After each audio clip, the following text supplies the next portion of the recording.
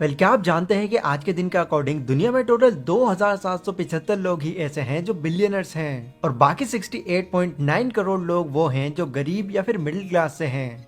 अब ये डेटा हो सकता है आपको बहुत शॉकिंग लगा होगा और हो सकता है आपको ये बात अनबिलीवेबल भी लगे, बट यही डेटा ही रियलिटी है।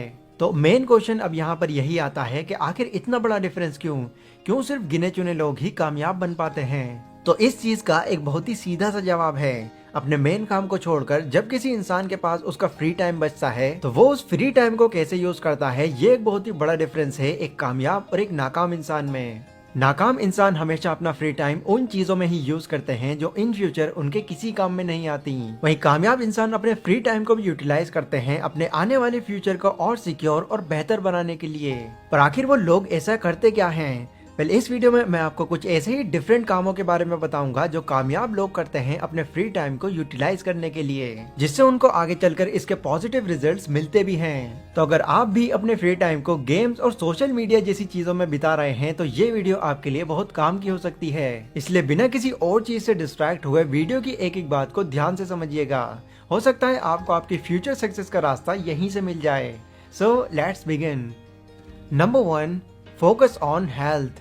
हेल्थ के रिगार्डिंग एक बहुत ही फेमस लाइन है, हेल्थ इज वेल्थ, यानी कि सेहत ही दौलत है। यूएस और बाकी कई कंट्रीज में हेल्थ को बहुत ही ज्यादा इंपॉर्टेंट माना जाता है। इवन वो लोग तो इसको पैसों से भी ज्यादा जरूरी समझते हैं। बट इंडिया जैसी कंट्री की अगर हम बात करें तो हम जानते हैं कि पॉपुलेशन के मामले में इंडिया नंबर 2 पर आता है। अब इतनी ज्यादा पॉपुलेशन में से सिर्फ 30% ही ऐसे लोग हैं जो अपनी हेल्थ पर फोकस करते हैं और बाकी सारे इसकी कोई परवाह ही नहीं करते। फिर जब उनसे इसके पीछे का रीजन पूछा जाता है तो मेजॉरिटी ऑफ पीपल ये कहते हैं कि हम फिट तो रहना चाहते हैं पर क्या करें, हमारे पास टाइम ही नहीं बचता।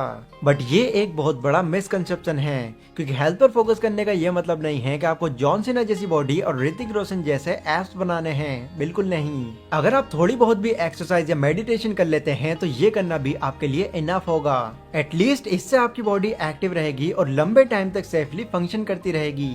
फेमस बुक एंटी फ्रेजाइल के ऑथर नसीम नेकलेस अपनी बुक में फ्रेजाइल और एंटी फ्रेजाइल का कॉन्सेप्ट एक्सप्लेन करते हैं और बताते हैं कि दुनिया में 2 तरह की चीजें होती हैं, फ्रेजाइल और anti fragile.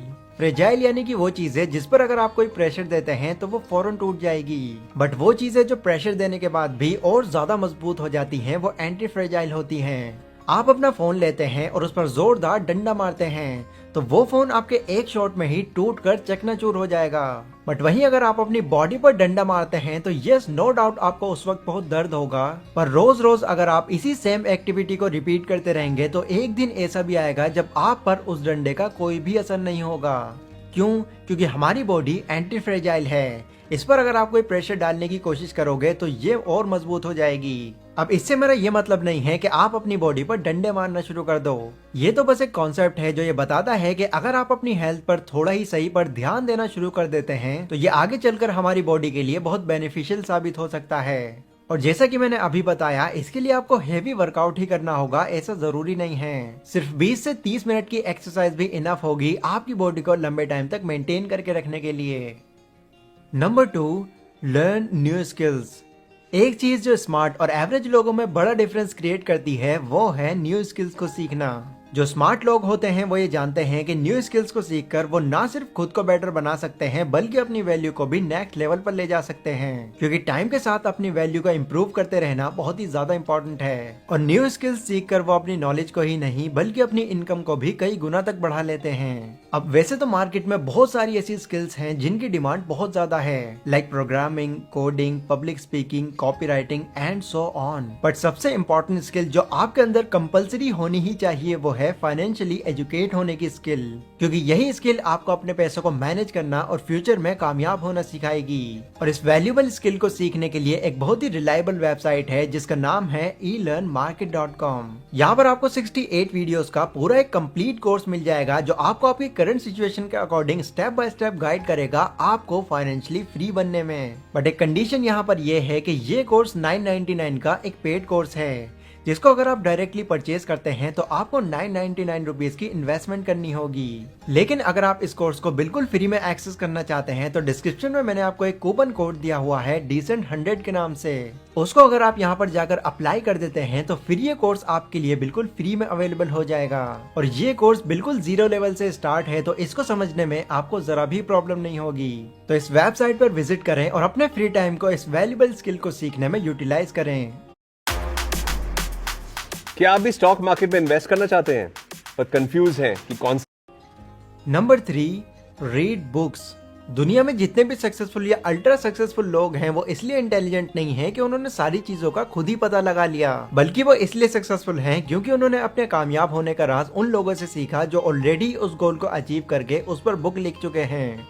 Example, Warren Buffett को लोग इस दुनिया का सबसे अमीर इन्वेस्टर कहते हैं, पर क्या आप जानते हैं कि वो इन्वेस्टिंग से कमाए अपने सारे पैसों का क्रेडिट अपने आप को नहीं बल्कि बेंजामिन ग्राहम को देते हैं, क्योंकि जिन जिन टेक्निक्स का यूज वो पैसा इन्वेस्ट करते वक्त करते हैं वो सभी टेक्निक्स एंड प्रिंसिपल्स उन्होंने बेंजामिन ग्राहम की लिखी हुई बुक द इंटेलिजेंट इन्वेस्टर से सीखी हैं। और इस बात को वो अपने कई इंटरव्यूज में मेंशन भी कर चुके हैं। वेल देखो, ये बात हम अच्छी तरह से जानते हैं कि दुनिया में कोई भी आइडिया, बिजनेस या इन्वेंशन हो वो एक बार में ही कामयाब हो जाए इसकी पॉसिबिलिटी कम होती है। और इस चीज के भी कम चांसेस हैं कि जो आइडिया आपको अच्छा लगता है बाकी लोगों को भी वो आइडिया उतना ही अच्छा लगे। इसलिए कामयाब लोग अपनी हर एक चीज का सोल्यूशन पाने के लिए डेली बुक्स पढ़ते हैं और ये जानते हैं कि वो लोग जो ऑलरेडी उस गोल को पूरा कर चुके हैं उन्होंने क्या क्या एडवाइस दी है। फिर इन्हीं बातों को इम्प्लीमेंट करके वो उन गलतियों से बच जाते हैं जो इन फ्यूचर उनके और उनके आइडिया के बीच में आ सकती थी। तो अपनी नॉलेज को एनहेंस करने के लिए आपको बुक्स जरूर पढ़नी चाहिए, क्योंकि जब आप बुक्स पढ़ते हैं तो उस वक्त आप ऑथर की लाइफ को खुद स्टडी करते हैं, लाइक उनकी प्रॉब्लम्स, उनके आइडियाज और उनकी अचीवमेंट्स को भी। इसलिए अपने खाली समय में बुक्स रीड करने का जरूर टाइम निकालें। और अगर आपकी इंग्लिश थोड़ी सी वीक है और आप चाहकर भी अपनी फेवरेट बुक को सही से रीड नहीं कर पाते तो उस बुक का नाम आप कॉमेंट सेक्शन में मुझे बता सकते हैं। उस बुक की हिंदी समरी मैं आपको दूंगा। नंबर 4,